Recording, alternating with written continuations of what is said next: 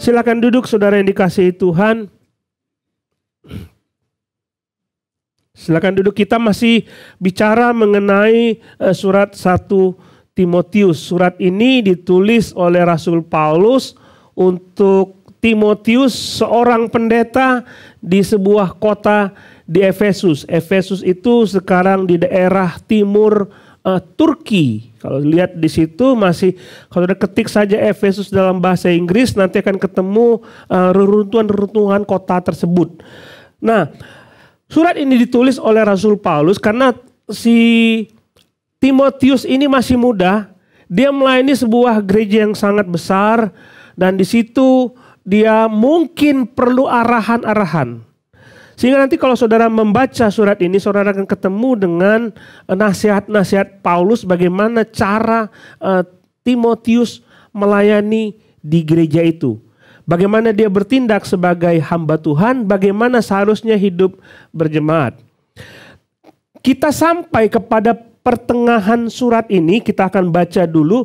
Kita sampai kepada titik tengah, jadi 1 Timotius dari sekian pasal itu, dari 5 pasal kita akan ketemu dengan titik tengah. Dan titik tengah ini menjadi kunci ayat 14, 1 Timotius 3, 14-16 menjadi kunci tema dari seluruh surat 1 Timotius. Kita baca 1 Timotius pasal 3 ayat yang ke 14 sampai yang ke 16.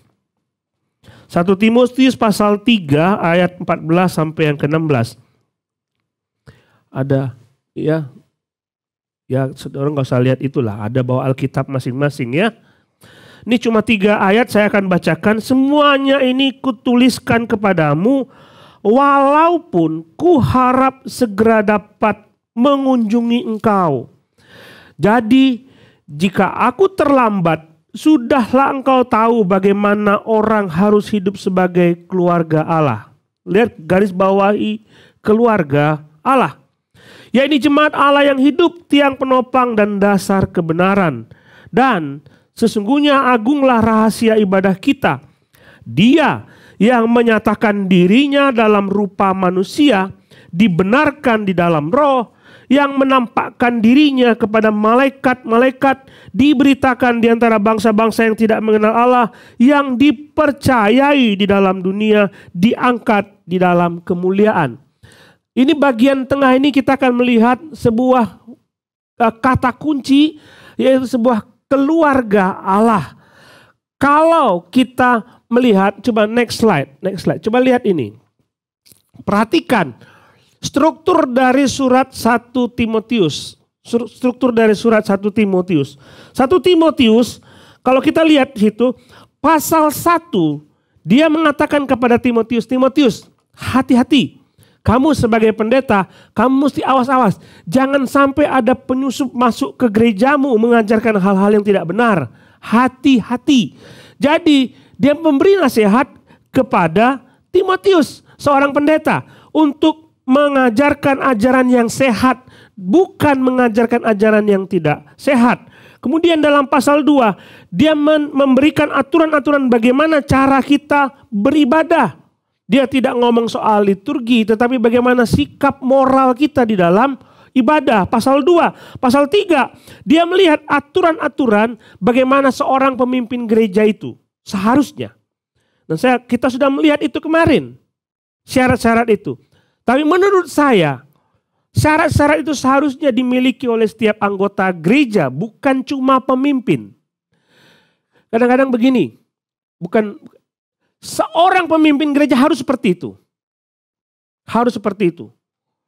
Suami dari satu istri, kalau dihidupkan di luar gereja, mereka tidak tercela, nggak bisa diomongin, wah hidupnya nggak benar. Nggak bisa seperti itu. Jadi seorang pemimpin gereja harus seperti itu. Siapa pemimpin gereja? Pemimpin gereja adalah orang-orang elder, penatua, gembala-gembala. Tetapi ini juga berlaku bagi setiap jemaat Tuhan. Apakah dengan demikian jemaat Tuhan hidupnya di luar boleh macam-macam? Nggak boleh kan? Jadi ini aturan-aturan yang jelas sekali bahwa setiap orang harus mengikuti aturan-aturan seperti itu. Kemudian di pasal keempat kita lihat di situ. Dia mengatakan kita menolak ajaran sesat dan mengajar melalui teladan kita. Kemudian dalam pasal yang kelima dan keenam, pendeta dan jemaat harus saling menjaga relasi satu sama lain. Antar anggota harus menjaga relasi, bagaimana relasi itu bisa terbentuk. Nah, semua ini mengacu kepada ayat ini sebagai keluarga Allah. Semuanya ini mengacu kepada bagaimana hidup kita di dalam sebuah gereja. Jadi gereja bukanlah sesuatu yang tidak ada aturan. Gereja bukanlah sesuatu yang kamu boleh hidup sembarangan, tidak seperti itu. Karena ketika kita berhubungan sama sesama kita akan melihat aturan-aturan Tuhan. Karena gereja didirikan oleh Tuhan, Tuhan punya aturan sendiri. Nggak bisa sembarangan. Contohlah, kalau seandainya pendetanya sembarangan. Atau eldernya sembarangan. Kacau itu. Jadi kita akan melihat seleksi seperti itu. Demikian pula hidup anggotanya. Bagaimana hubungan satu sama lain. Semua mengacu kepada satu titik. Bagaimana cara kita hidup sebagai orang-orang di gereja.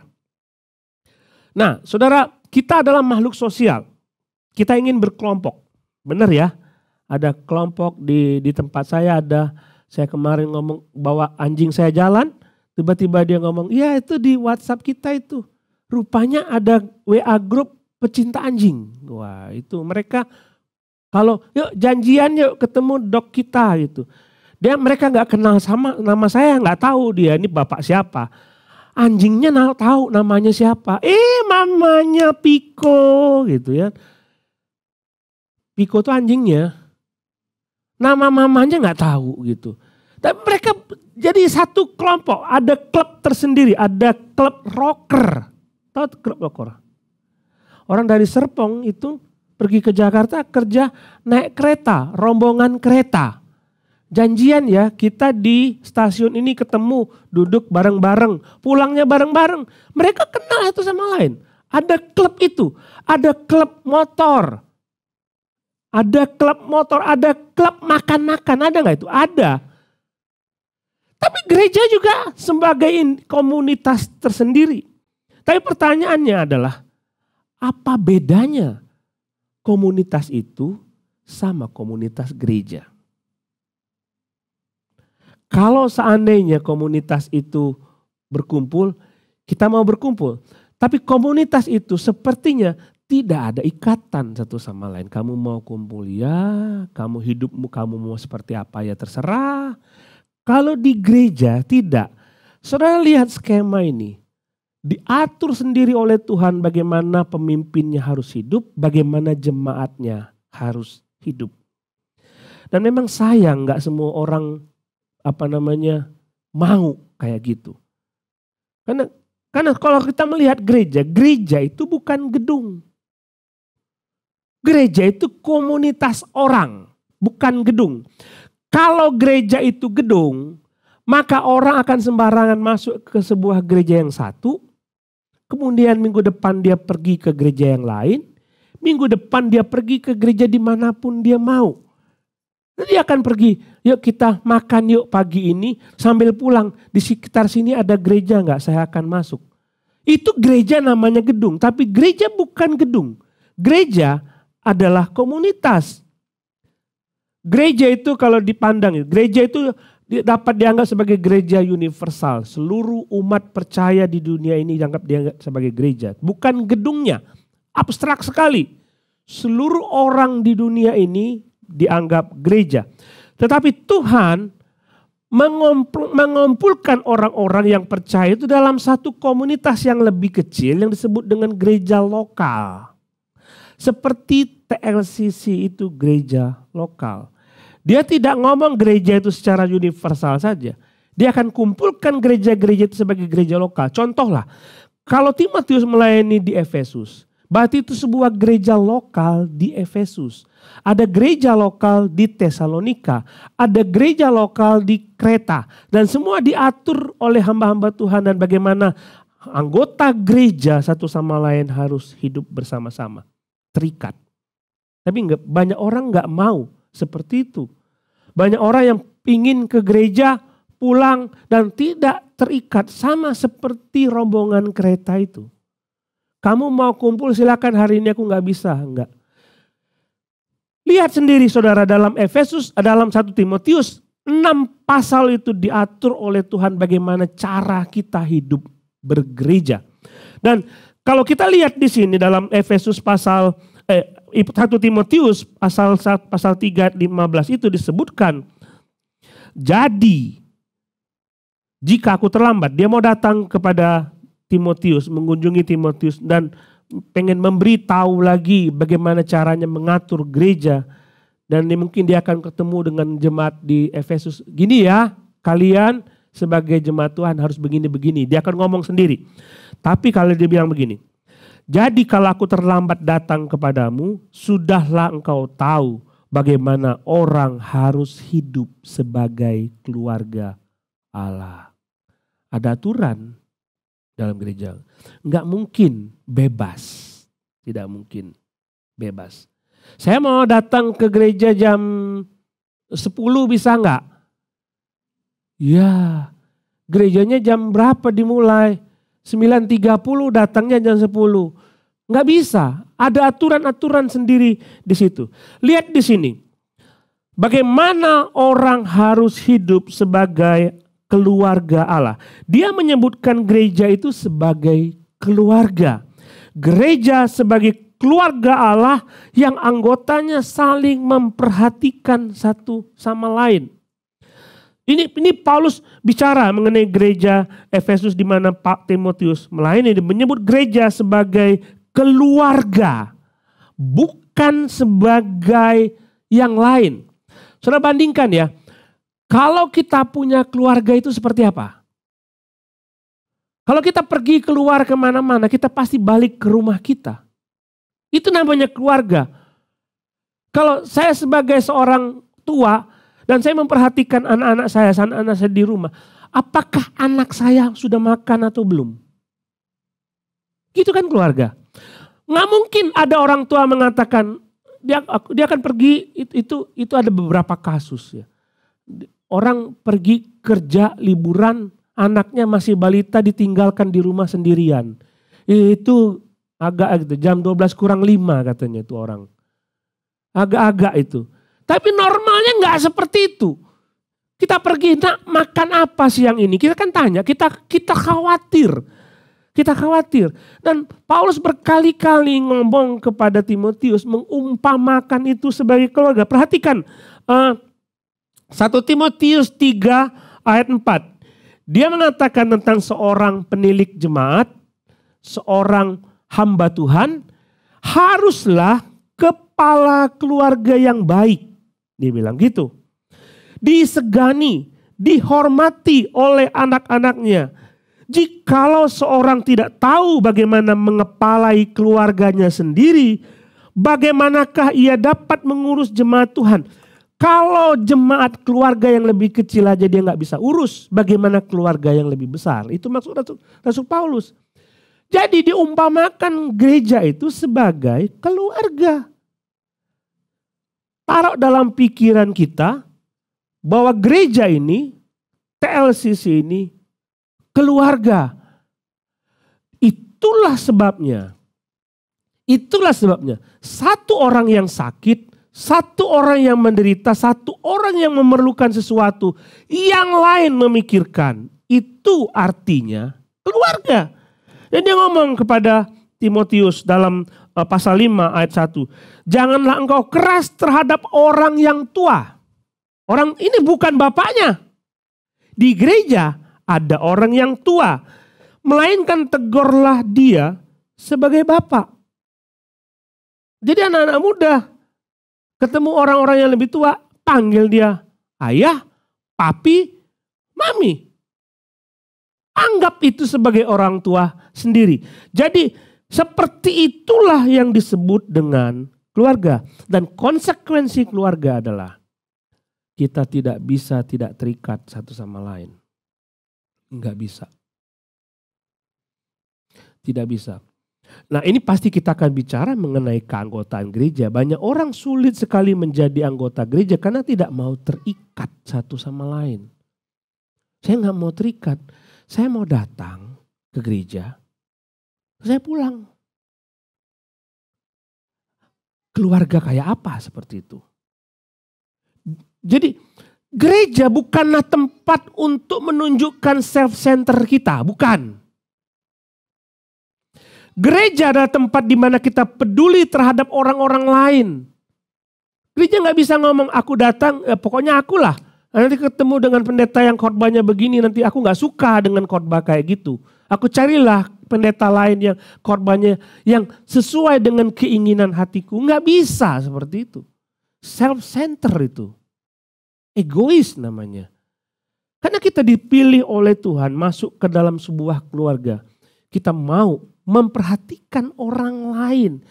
Beberapa minggu lalu saya ngomong, kalau setiap orang memperhatikan anggota gereja lain, maka tidak ada orang yang tidak diperhatikan. Saudara juga pasti diperhatikan.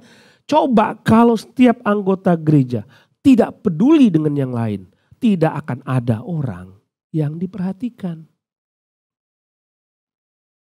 Begitu saudara, jadi gereja itu harus seperti itu.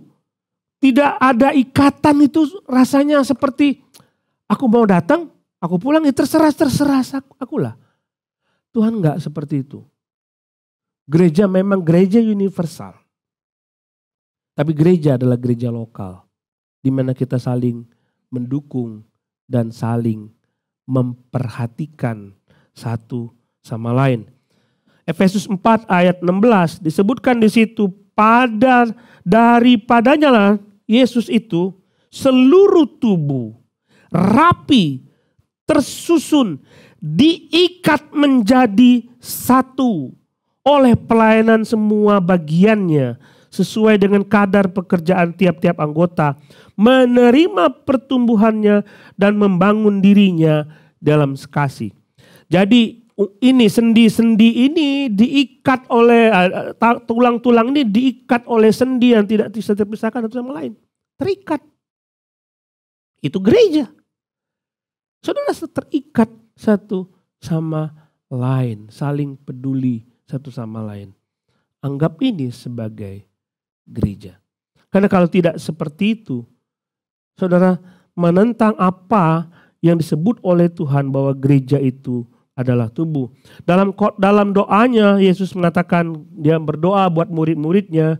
Dia berdoa juga untuk orang-orang yang percaya oleh pemberitaan. Dalam Yohanes pasal 17 ayat 20 dia berkata, bukan untuk mereka ini saja, untuk 12 murid ini saja Yesus berdoa.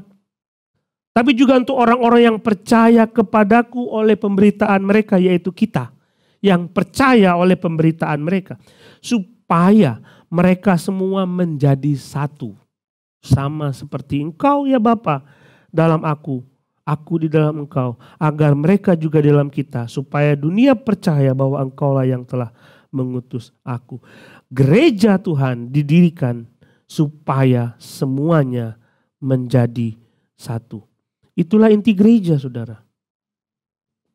Nggak bisa kita ngomong bahwa saya mau datang saja.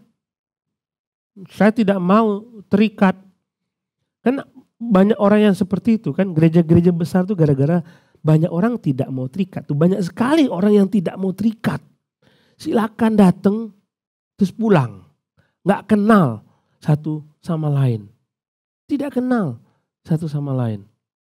Bagaimana hukum gereja di mana mereka harus saling menolong satu sama lain? Tidak akan mungkin terjadi. Saya minggu lalu ke Bandung. Saya ngomong dengan pemimpin gereja di sana dan mereka mengatakan sulit membayangkan sebuah gereja dengan anggota ribuan. Why? Aku nggak kenal dengan dia, aku nggak kenal, aku duduk, aku nggak kenal siapa-siapa, aku pulang. Itu yang dialami oleh banyak orang Kristen. Di tengah ribuan orang dalam gereja, dia kesepian. Dia kesepian. Kita tidak mau gereja seperti itu. Kita mau saling memperhatikan satu sama lain, saling menolong satu sama lain. Tugas pendeta memperlengkapi saudara, supaya saudara makin maju di dalam firman Tuhan. Tugas pendeta menggembalakan anggota gereja. Menolong, menggembalakan itu. Kalau kamu sesat dikasih tahu. Kalau kamu menderita atau perlu pertolongan dihibur. Itu kan kalau ada domba yang sakit digendong, bawa ke kandang. Itu tugas pendeta. Tapi tugas kita sebagai anggota gereja saling menolong satu sama lain. Saling menolong satu sama lain. Dan ini bisa terjadi kalau kita menjadi satu. Coba lihat Roma pasal 15 ayat yang ke-1. Coba lihat Roma 15 ayat yang pertama. Sudah lihat di situ? Kita yang kuat, Roma 15 ayat 1. Kita yang kuat wajib menanggung kelemahan orang yang tidak kuat. Dan jangan kita mencari kesenangan kita sendiri. Kita yang kuat wajib menanggung kelemahan yang tidak kuat. Kalau saudara datang ke gereja dan duduk di sini, dari mana saudara tahu orang di sebelah saudara tidak kuat? Dari mana dia tahu saudara sedang punya persoalan? Nggak kenal. Saya datang ke gereja, aku nggak peduli sama orang. Aku duduk, aku ibadah, aku dengar firman Tuhan, aku pulang. Persoalanku adalah persoalanku, persoalanmu adalah persoalanmu. Seperti itukah egonya anggota gereja? Tidak. Jadi bagaimana saudara tahu orang di sebelah saudara sedang punya banyak masalah? Dia tidak ketemu pendeta yang nun jauh di sana, sekalipun kelihatan di mimbar, tapi tak tersentuh pendetanya. Maksudnya setelah bubaran pendetanya entah pergi kemana, jemaatnya kemana. Nggak tahu persoalannya. Dia pengen ngomong ke pendeta, tapi pendeta sudah belum lagu terakhir. Belum selesai, pendetanya udah pergi kemana-mana. Saudara, kita yang kuat wajib menanggung kelemahan orang yang tidak kuat. Pertanyaan saya adalah, siapa di antara saudara yang kuat hari ini? Ada? Siapa yang merasa paling kuat di tempat ini? Ada? Saudara butuh orang lain. Setiap orang butuh orang lain. Tapi bagaimana caranya aku bisa tahu supaya aku bisa mendoakan kau? Bagaimana caranya aku bisa tahu pergumulanmu? Kalau saudara tidak terikat di dalam sebuah gereja. Oke lah, Pak, saya menjadi anggota gereja. Oke, saudara menjadi anggota gereja TLCC. Lalu bagaimana saudara tahu pergumulan anggota-anggota gereja lain? Kalau saudara tidak ikut care group, saya sebagai pendeta, ini gereja kecil ya, nggak besar ini. Saya banyak tahu pergumulan anggota, karena mereka bisa cerita kepada saya. Tetapi banyak juga persoalan yang dihadapi oleh anggota gereja, mereka share di care group. Mereka share di kelompok kecil dan mereka saling mendoakan satu sama lain. Itulah tujuan care group. Nah kadang-kadang orang merasa aku gak perlu hadir ke care group, tidak ada manfaatnya buat aku. Itu kan self-center namanya.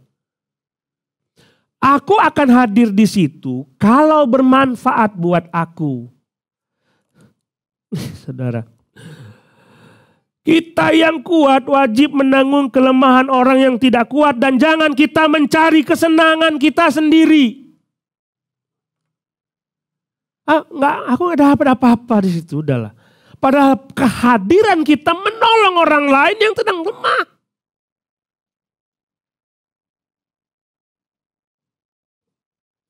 Sejarah gereja ini dibentuk, saudara.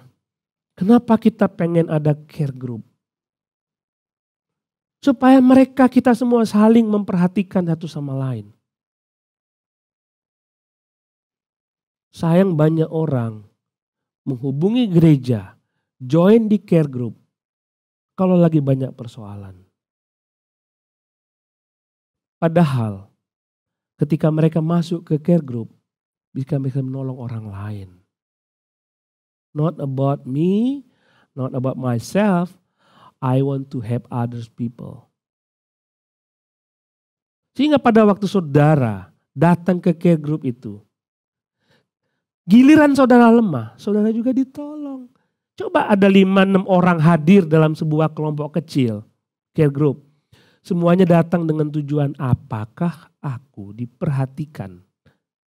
Gak ada yang dapat apa-apa di situ. Tapi ketika mereka datang dengan tujuan, aku ingin memperhatikan orang lain di situ, maka semua orang diperhatikan. Benar kan? Saudara, ayolah ikut care group. Karena disitulah fungsi-fungsi gereja bisa terjadi. Nggak mungkin terjadi kalau saudara hanya ibadah saja, nggak mungkin. Coba di antara saudara nggak ada di dalam ibadah, Pak, gimana ya Pak ya? Aduh bulan depan tuh mesti bayar kontrakan Pak. Belum ada duit Pak. Nggak mungkin saudara stop pendeta, stop khotbahnya, aku mau curhat dulu. Nggak ada di situ. Tapi di care group ada nggak? Ada. Oh iya, apa yang bisa kami bantu? Mungkin tidak bisa bantu sepenuhnya di care group. Mungkin teman-teman akan mencoba untuk bagaimana caranya supaya bisa dibantu. Itulah yang disebut dengan family. Itulah yang disebut dengan keluarga. Gereja harus seperti itu. Gereja harus seperti itu. Jadi kita yang kuat, kali ini kita merasa kita kuat, kita menolong anggota care group kita yang tidak kuat. Suatu saat kita butuh mereka juga. Ya. Saya memang bergumul dan merasakan bahwa ini berat sekali. Karena banyak sekali gereja yang hanya untuk memikirkan kebaktian-kebaktian sebesar saja, banyak anggotanya lalu tidak diperhatikan oleh jemaat yang lain. Ini yang menjadi perhatian kenapa care group ini dibentuk.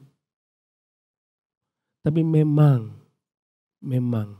tidak banyak orang yang mau bayar harga untuk memperhatikan orang lain. Berapa orang yang mau, oh iya, aku mau hadir di care group karena aku tahu temanku akan membutuhkan pertolonganku. Siapa tahu ada yang bisa kudoakan. Saudara, saya yakin kalau membuat ruang kesaksian memang dibicarakan di elder. Mungkin satu saat beberapa orang di antara saudara yang merasakan bagaimana manfaat sebuah care group itu, memberikan kesaksian di sini dan menyatakan bagaimana saya ditolong oleh kelompok kecil ini. Nah, kalau saudara sudah ditolong di situ, tolonglah orang lain. Itu namanya gereja, memperhatikan orang-orang di sekitar kita. Bagian kedua, kita lihat di situ dalam ayat 15. Jadi jika aku terlambat, sudahlah aku tahu bagaimana orang harus hidup sebagai keluarga Allah, yaitu jemaat dari Allah yang hidup, tiang penopang dan dasar kebenaran. Gereja bukan sumber kebenaran. Gereja bukanlah kebenaran. Kebenaran itu hanya milik Yesus. Gereja harus menopang kebenaran itu, harus support, memberikan tempat di mana kebenaran itu bersinar, kebenaran itu nampak bagi orang-orang di sekitar. Nah, perhatikan di sini saudara.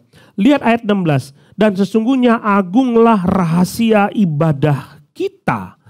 Dan di situ dari ayat 15 ada penopang, ada pilar. Lalu disebutkan ayat 16, agunglah rahasia ibadah kita. Ini diberikan, ditulis oleh Rasul Paulus kepada Timotius yang melayani di Efesus. Saudara kembali ke Lukas pasal 9, Kisah Rasul pasal 19. Saudara akan ketemu di situ di mana Paulus pergi ke Efesus. Di Efesus dia ada huru-hara ketika dia menginjili di Efesus. Banyak orang percaya kepada Yesus, buku-buku jimat mereka dikumpulkan dan dibakar. Ya, itu mereka memang melakukan itu. Dan ada huru-hara yang ditimbulkan oleh seorang yang bernama Demetrius. Demetrius ini seorang ahli pembuat patung. Patung Artemis dalam bahasa Yunani atau dalam bahasa Romawi patung Diana. Next, coba lihat. Lihat di situ. Jadi ini yang ada di kota Efesus. Dan kenapa Demetrius marah? Karena penghasilannya berkurang. Dia ahli patung. Dia membuat patung Dewi Artemis, Dewi Diana itu dia buat lalu dijual. Dan orang memuja-muja Dewi Artemis. Dalam demo besar-besaran itu mereka teriak, hiduplah, besarlah Dewi Artemis. Itu dipakai oleh Paulus untuk menunjukkan, lihat di sini, agunglah ibadah kita. Slogan mereka dibelokkan oleh Paulus. Kalau orang Efesus mengatakan agunglah Dewi Artemis, kita akan mengatakan berteriak kepada dunia luar, agunglah ibadah kita. Lihat, ada tiang-tiang penopang, itu kuil Artemis 127 tiang di situ yang menopang atapnya dan besar sekali. Kuil ini ada di beberapa tempat di daerah Timur Tengah. Di Jordania ada bekasnya. Di Efesus ada bekasnya. Reruntuhannya. Tiang-tiangnya sangat besar dan tinggi. Dan dari jauh orang lain bisa melihat kuil itu. Menyatakan besarlah Dewi Artemis.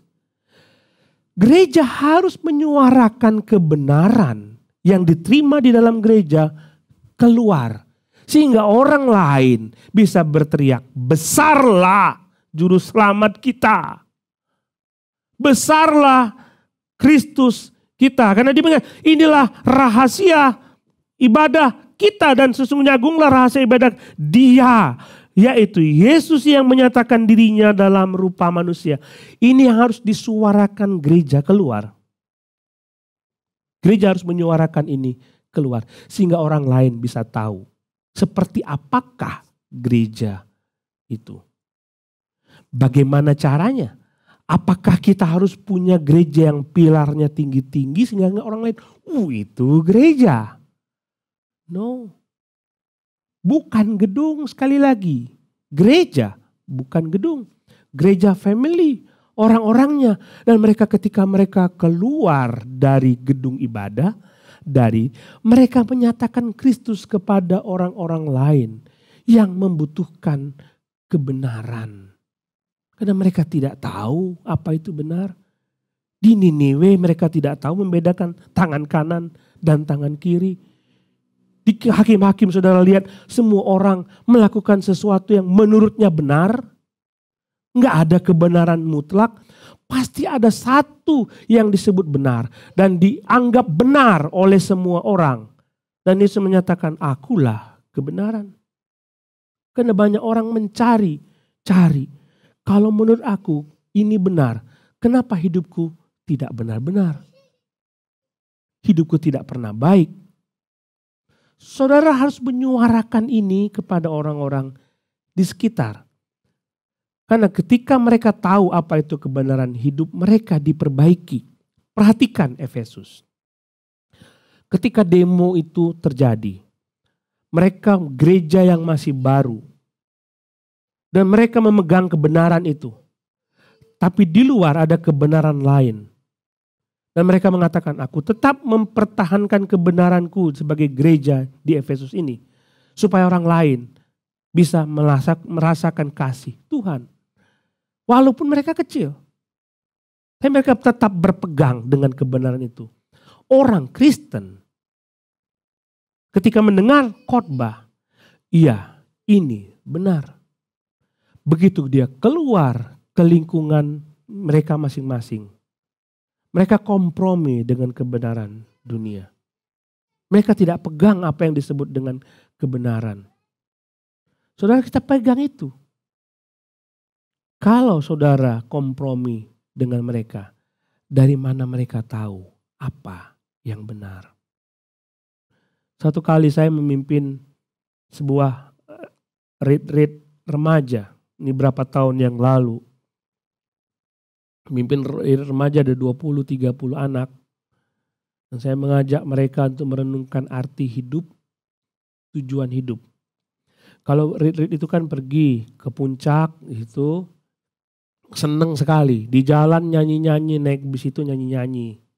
Happy sekali anak-anak ini. Tapi begitu dikumpulkan, saya bicara mengenai tujuan hidup. Kenapa kamu ada di dunia ini? Setelah sesi itu selesai, beberapa orang mengerti dan tahu apa menjadi tujuan hidupnya. Tapi beberapa anak nangis. Karena mereka merasa tidak punya masa depan. Kenapa? Di keluarga mereka diabaikan. Orang tuanya tidak ada. Ada yang bercerai, pisah. Ada orang tuanya pergi, bekerja dua-duanya. Dia tinggal bersama nenek kakeknya. Dia tidak bisa merasakan kasih seorang bapak. Nggak bisa merasakan. Dan ceritalah setelah itu.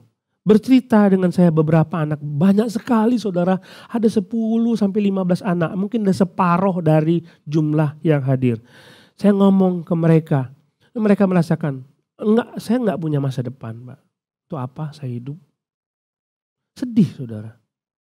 Lihat anak-anak remaja yang seperti itu. Saya enggak pernah merasakan kasih seorang bapak. Lain kali saya ngomong tentang kasih Bapa di surga. Bagaimana kasih Bapa di surga? Saya tidak tahu apa artinya Bapa itu. Banyak orang-orang kayak gini di sekitar kita. Enggak tahu apa yang benar. Mereka terlihat tertawa, mungkin di kantor kita. Mungkin waktu kita naik kereta, orang-orang ketawa semua. Begitu sampai kamar mereka sedih. Kita peka gak dengan mereka? Kenapa kita tidak menyuarakan ada Yesus yang bisa menolong hidupmu? Ada Yesus yang bisa membuat engkau lebih bahagia daripada yang kamu alami. Saat ini gereja harus seperti itu. Sudah lihat. Kisah para Rasul mengatakan mereka disukai oleh semua orang. Bukan karena mereka kumpul besar, bukan. Karena perubahan sikap hidup tiap anggota gereja yang dilihat oleh orang luar. Dan mereka, ini baru benar.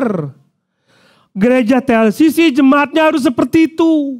Dan ketika melihat saudara hidup, cara hidup saudara, mereka berkata, ini baru hidup benar. Bisa gak mereka melihat kayak gitu? Bisa gak? Bisakah mereka melihat hidup saudara mengatakan, aku mau kayak orang itu. Kenapa sih happy, luar biasa, kok ada sukacita, kok aku tidak ada? Apakah kita hanya diam saja menjadi anggota gereja? Kita harus suarakan. Lihat saudara ayat 16 mengatakan demikian. Agunglah rahasia ibadah kita.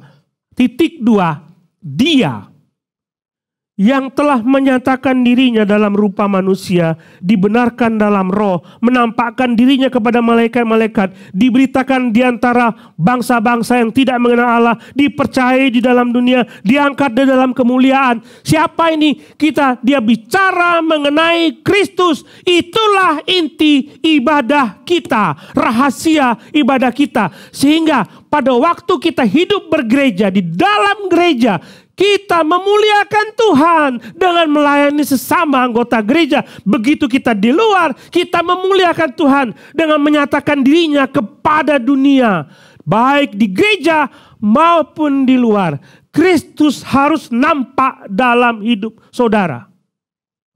Nggak bisa tidak. Bukan aku yang nampak. Tapi Dia yang nampak. Saudara harus berjanji seperti itu. Harus menyatakan, kalau aku pergi ke gereja, aku ikut ke grup, aku melayani, aku bernyanyi bagi Tuhan. Itu buat Dia. Itu buat Tuhan. Kalau aku hidup di dunia, bekerja, aku bekerja buat Tuhan. Itulah rahasia ibadah kita yang agung. Itu yang Tuhan mau supaya kita lakukan dalam hidup kita sehari-hari.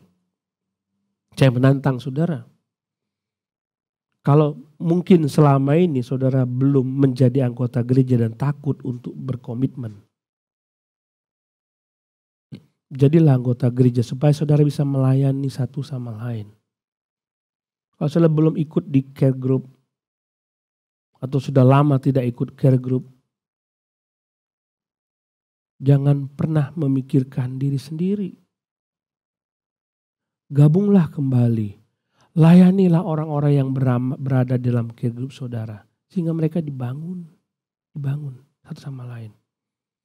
Kalau hidupmu di luar tidak memancarkan Kristus, orang lain tidak bisa melihat Yesus dalamnya. Maukah saudara berjanji, mulai saat ini, begitu orang-orang itu melihat saya, mereka melihat Kristus. Itu yang kita mau. Mari kita berdoa.